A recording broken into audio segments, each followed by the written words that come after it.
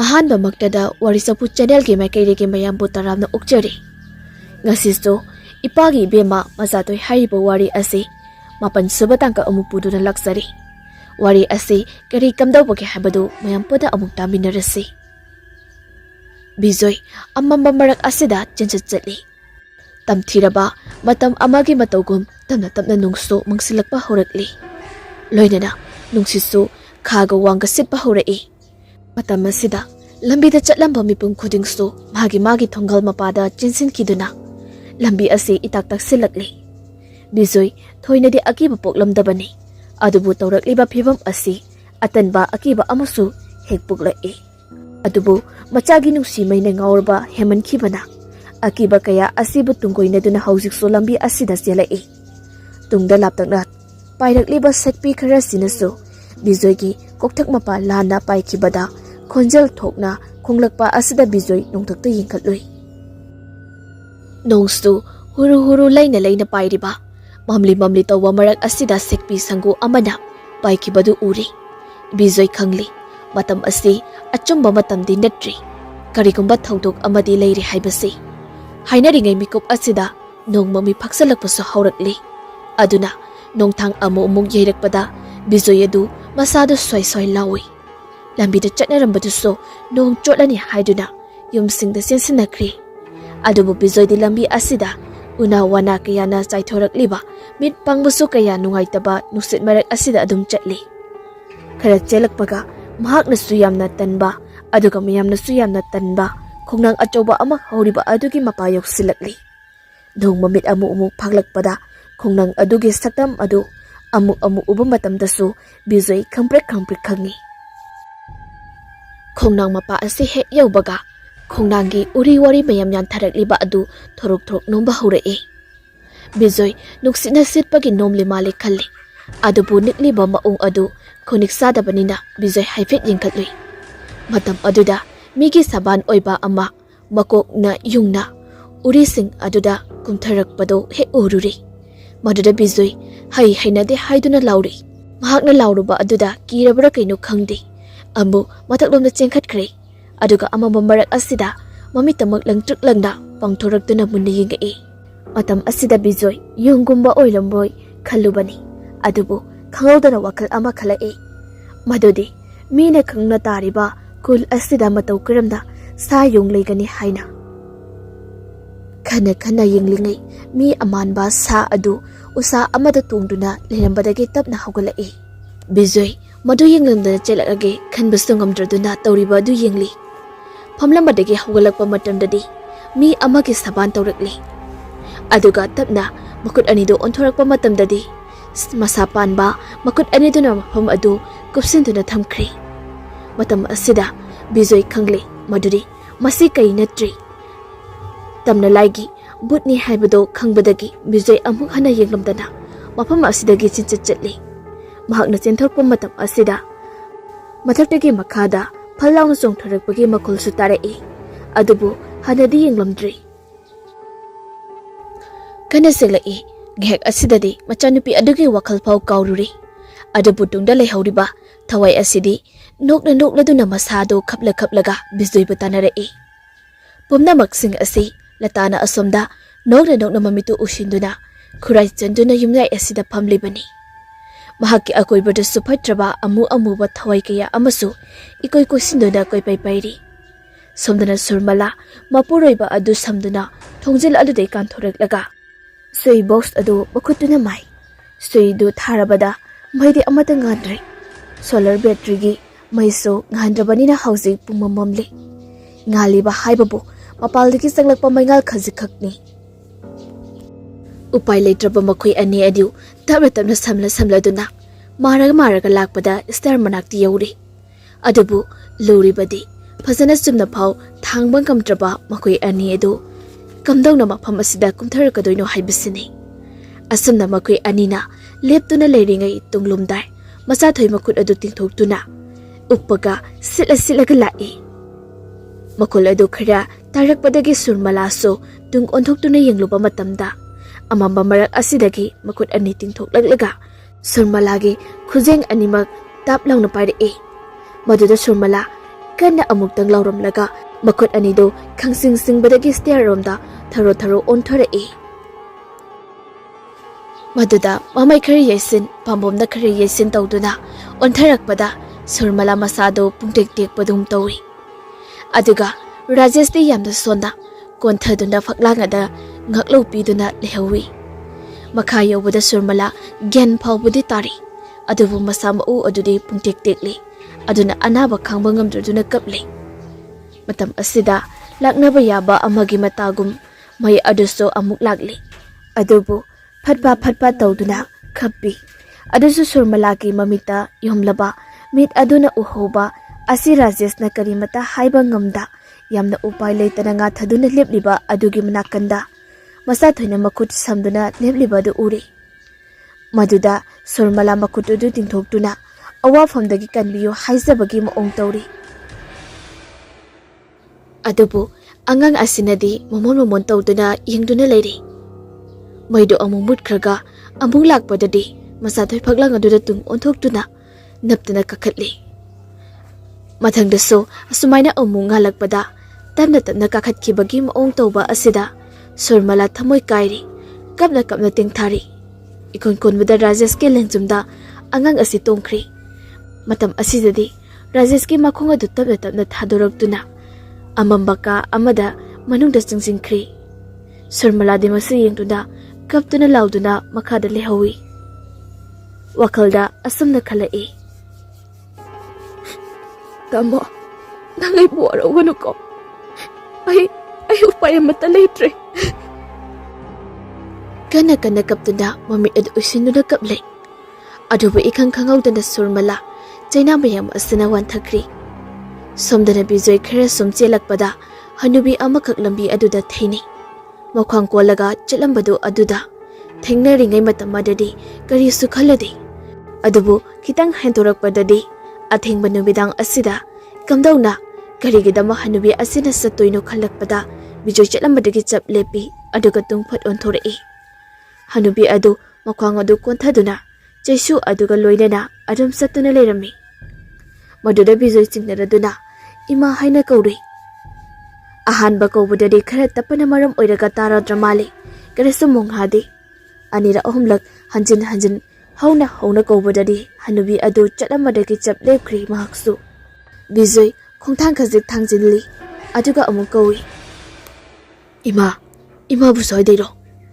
hanubi adu karista khumlaktabada nati machi amata lengdi bijoi chingdabadi chingnaribani mase hanubi sumandi lairamira haina adubu mi hekta oiramlabadi haiduna makhatana dum hangai ima tabro aina kaurisibo ima sibu soidagiro amambasida kadaida sakadawribano matam asidadi hanubi adu lengli tawrakli tunglomda ma amuksu bijoygi mahaidamna onsilakpa mali aduga bijoysu sum changsilakpada haujikti hanubi adugi manakti yoksilakli manaw yoksilakpa asidadi hanubi aduna naheriba adu tarai masida mini awa ada taba mali pakhat aduna bijoyna asamna amu hangi imabu kedorage yumda kaidagino aithin biramagi ima adubo ahla asidi nikli yengpatamak yengi amamara asida makhot anidana tapna thangalalaga bijoygi makhazaida pairai ing lawi adugi sumathakta yamna sukhuiri unsa singadu asumna tawrakpada chaisu aduso makhada taki yamna ngaklibadi chaisu astina leimaida takiba matamda makhol amata thokte makhol thoktabadagi hendoktuna makada hek takibadu upul amagumna soilauna mangkri bijoy ngakpana loiri aduga hanubi aduna mahakpu chingsinduna mamai adu thangalakpadadi mamit yaudaba maya yaudaba sarungaki panba maku oiduna leramli matam asida bijoy hanubi adubu khangi inthoki hanubi adu leimaida tusinduna tai adubu yamna phibam sadana longthek pagi maongda haugalakpadadi bijoy amuka hena akiba pokle arapada hanubi asiga saung saban manaba kaya ama palidagi tholai masing yamlaba hanubi kaya asi thorakpada Bizoi koktagi ton fawba tu chungli. Karigi mikup asida mahak pantharubano. Matomta khanjaduna mafam asidagi khonglei thuna chelai. Mahakna hekchen ba hawbaga hanubising asisu sansaba yaw chungba yaw tawduna mahakpo tanare. Phibam asti taibang mi kadana so ubadi nate somnatagi Bizoi da thokpa thaudukni. Rajesh upai leite. Masa adu kanagumba amagi thawai tongsalakpa manbagumna makung adu masa matomda thangi. Asunasum thangduna lakpana machanupi thoibina leibaka adugi thong adugi hek mamangda lepi. Mahaki lengjumdaso masa thoina tunglibani. Rajesh makut adu yamna wana thangalai aduga sojaw aduda tappai. Kan khraba sojaw adu karisu yawdaba makut aduna singduna yoli adu thadanaba honarakpada. Makut aduso ina pungangangi. Rajesh yamna wana kapli. Adubu akoinbada so adu thadatli. Makut aduso tatli tawri. Aduga ka asida sanglai. Maduda thoibi adu phamungda phamduna leirami. Madu ubabaktada Rajesh pakhatpana loiri. Matam kuirabagi mamangda sekraba machanupi adumak phamung aduda phamduna leirambada Rajesh angakpana loiri. Tapna changsilaktuna machanupi aduga phamung aduda punna phaminai. Thaibina Baba Rajesh tu kapli karimata khumdi. Machanupi aduna munna yengduna kapli. Thoibi Baba bu udaba aidi yamna kuiri. Ngasi ka karigi aigi nakta sangai ino. Isa Thoibi Rajesh hatakti khamba ngamlaktraduna kamna macha asibu kawi.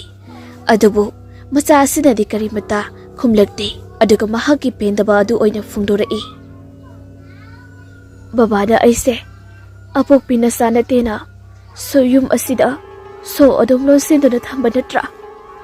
Ahibu nupini pamde kuchu kumen sengde haiduna ahibu tathita oina tawbirido kaigino baba aise nagina chana tabra mama nadi aise luna tawbi haiba ai khangi adubu ai tasengna nusibirabadi aigidabak thawai haksang kathokpada pamoroidabadi adubu babagi bisai kibadagi mamasu aibu asegba nusiba pokpadi khamde aduna mamasu aina warawe bababudi waraudeda. Asumna hairamlaga Thoibi Rajesh ta momon tawraga yinglai. Rajesh ti mamitu mapina yomlibani. Adubu khangaude tapna momon tawramba adu hanjin khiduna fajakraba Thoibi gi sakpam adu akiba satam ama onthorei. Fajaraba phiron chelamba aduso tapna angobo machungakto olankri. Masamana aduso nuksinakada sitpagi humbagi mathong maram khangdana humba horei. Aduga khangna nuklomba adusu soilauna mangki. Matam asida MACHATHOI adu mamit amuk hanagumna usilai. Aduga Rajesh ki mamit adu khumzilai. Maduda Rajesh karimata ujri. Aduga khumzilai ba makut anidugi khubi aduna kanna namsilai Rajesh ki mamit adu I thorakpada nattana yamna anaba ama phaurakpadagi Rajesh tu phamungda phamlambadagi makhada tutharei. Mamit adu ingakta sentharekpadagi Rajesh leimaida bomlauna turei. Matam asida MACHATHOI mafam asidagi tapna thokre. Adubu Rajesh de leimaida phara onduna anaba khangli. Mahaki law khongbagi makhol asida ngasaidai gyan mangduna taduna leiriba surmalagi wakhal lakli. Mamit adu pangthorakpa matamdadi mai amulaklami. Adubu masado haiphet lengbada oi thangba makhut adu teklamli. Madu ubada surmaladu kapli. Aduga oi thangba khujeng adusu leite kibagi yam nari. Manaton su kairabani. Adugi sumathakta maraibak lukham loinamak yaisan khiduna yamna narabani. Adubu sibadi yadi khanduna yamna wana surmala sitlaga landline gi telephone leiriba maikaida sanglai. Mathakta mapuroibana kamna lauriba dusu khara tari. Adubu mahakna hauzik tawba yaba asi kanagumba amada pau piba haibasini. Khalladuna landline telephone adugi lami. Aduga tap paikhalaga call adu tawri. Boris. Hello, madam. Nang ako'y pauda. Amdala o ba? Sir Malaki, yamna wana. Kabli hairak pa aduda, Boris na pakal aduda. Kaya daw na hangga eh. Madam, kaya daw rin madam. Amuta hayo. Sir Mala. Boris, ako'y ngasi, yung simagdada. Thawai asi, mahal daw rin. Aduna, nang amuta o pa'y daw rin ka. Ako'y ibating pang balao. Wahai asi, hai baloy dringay. Phone asi line aso yakidri. Madugi maram so, Sir Mala khangli. Madudi, mahangda uri. Madagi floor da. MACHATHOI ado chap yung na leptuna. Telephone gi wire ado, thadatuna makuta pairiba ado. MACHATHOI mamay mamittu musilli. Madu Sir Mala khangi. Madudi, MACHATHOI da but changli. THOIBI gi thawai changli haibasi. Aduna maram oiraga kina Sir Mala su MACHATHOI bu yengduna kapsari. MACHATHOI Sir Mala da munna yengduna stair aduda tapna kumthare e. Matau aduda Sir Mala kimanba heman khibada kapage makhol pawa thokidri. Sir Mala na hiptuna taduna leiriba hek mamangda MACHATHOI leptuna le. Makuta teddy bear masa amasu paibada ui. Asumna leptuna leiringai mamang thong ase amura anirag nomlokpadu tai. MACHATHOI thong aduda fat yingi. Amura anirag nomlambadagi yadaba aduda mapandagi kana thomjilaktuna bijoy edu sanga e. Madu ubada MACHATHOI makut masa adu podrok thekduna makuk adu sukoi haiduna lai tungba amagumna tawra e. Bijoy konglai thuna machanupi aduge manakta sinsila e. Aduga kunsili. Adubu MACHATHOI di thek tuna leibada bijoy adu kana macha adu themli. Sir Mala kara sapirani khalingai. Matam asida MACHATHOI na bijoy gi lengzumda maya adu kana siglai. Bijoy China aduna khangba ngamtaduna kolama masado fat thadura e. MACHATHOI su maya adu higalaga tung handuna chenkri. Aduga phaklang aduda phanchongkatuna napi. Hojikti aigi thoram loi dore. Aigi aningba loinaba pangthokpado ngasi de loisinba tare dana. Aduna na pana chapunna mafam asi maktada hatokpa tare dana. Asi hairam laga MACHATHOI edu kana noglai. Mahakna loknamba matamda thongnau hai homduna tawrai. Aduga mai adusu kapa horai. Asamna tawrambadagi mingsel upu yotki upu table chaukri pumbadu nom bom tawrai. Madugi makoltana tabangamde bijoy adu mingsel akaiba mayam asisu khara sauba khara aduna tapna makadigi paikhalai. Aduga masin aduna MACHATHOI gi maikairomda onsilai. Ngahak paiduna leiramlaba matungda yamna yangna paisilaktuna MACHATHOI gi haksang pumbada akaiba mingsel mayam aduna thili yatli. Matam aduda MACHATHOI China aduna kaptuna lauduna khangli. Amukaso anirak suba oina mingsel mayam sing adu paisilakpada bijoy sinsinduna machagi mamangda lepi. Baduda mangoda su mingsel mayam aduna thenbadagi bijoy adu naraduna laurai. Aduga mingsel khara sing aduna so lisalaktuna MACHATHOI da thilli. MACHATHOI so kana kaptuna laurai. Aduga MACHATHOI du gyan mangdana leimaida tarakli. Bijoy su phibam yamna sokna masa adugi manakda tari. MACHATHOI di mamit adu tapna usinkri. Aduga bijoy di yengbudamak yengaga karisto haiba ngamda karisu tawba ngamda maselengdana mamittagi mapi sinthaduna taduna leiri. Taduna leiriba MACHATHOI gi haksangdagi amuba ama paithorakli. Aduga mi amagi maungda onthokre. Adubu amuba adudi latagi thawaini. Matang asida THOIBI gi thawai di kadaida chatkraba. Thawai aduso hojik MACHATHOI gi haksangda changduna leiribani. Adubu latagi thawai asina MACHATHOI asi siri haina khanduna paithoraklibani. Mahak asiba maliba asisu THOIBI gi thawai aduna changduna leibasina asiba manbani. Aduna maram oiraga latagi thawai asi koi paiduna harauduna khakna nukli. Asana yamna harauna pairamba adu chaplepkri. Ahang mamalangda aduga manaton adu susut namduna yamna pakhatpagi maongda tawrakpa aduda Bijoy yingbatama yingi aduga upai leitraba surmala su yingi siruraba manba machathoi su podrok podrok thekpa haurakli aduga tapna haugalai mahak su manaton aduna susut namduna koying yingi Rajesh mamitu phingau amana yesinduna kisili aduga makutna mada khoiju lekha thaduna makutna pairaga thorai makutna ma aduna phaklangda sitlaga matam aduda sakti leikraba phatraba thawai sing asi leiba ngamlaktri aduna maram oiraga mathong maram khangdana lawa paiba haurai masida aroibo ena Bijoy araiba pangal sizinaduna tamna haugalai yamna wana koli leplega mahaki machanupi Machathoina makhut animak makokta paiduna fara hairiba aduda munna yingi aduga tapna sinsilai khara asum sangsilaktuna masa adu tap konsili Machathoi Bijoy dagi paithokina bakana inaduna tawri adubu Bijoy di siset konsiduna mahaki machanupi adugi maming adu hauna kauduna changlamba thawai adu thokina batawri aduga ahang malang asida pairiba latagi thawai su mafam asida leiba ngamla oidawri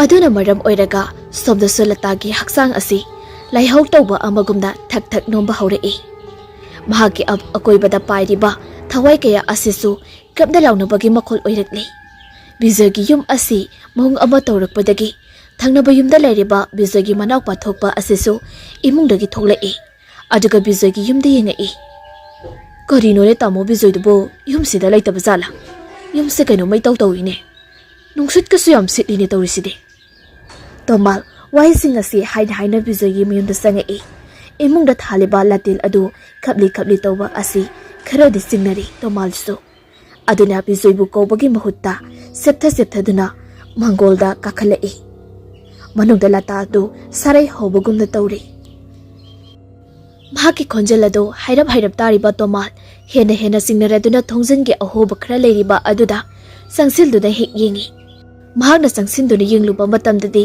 ingangana uri manung aduda latana ngauri phairi mamit adu isinduna leiriba adu ngarang na hala amba nupi aduni khangbada tomal imung sida phatraba amangba thabak tawri haibase khangbadagi tomal asuna laure hai kanado imung sida leirise Tamo Bijoy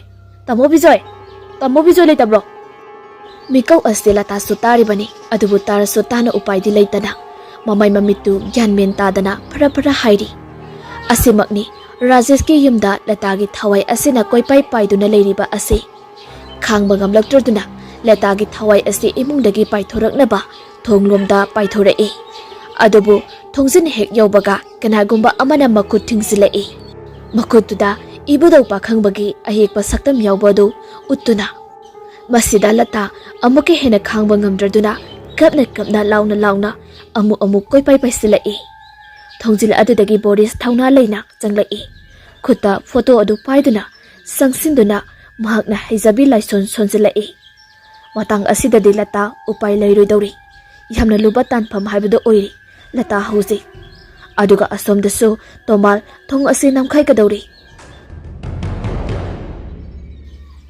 Ngasigidi matang asida loijari hayeng amung makha amung puduna laksagi wari asi pathokjaba matamda soikilankiba yawrabasu mayamna pukjal chawna ngakpigani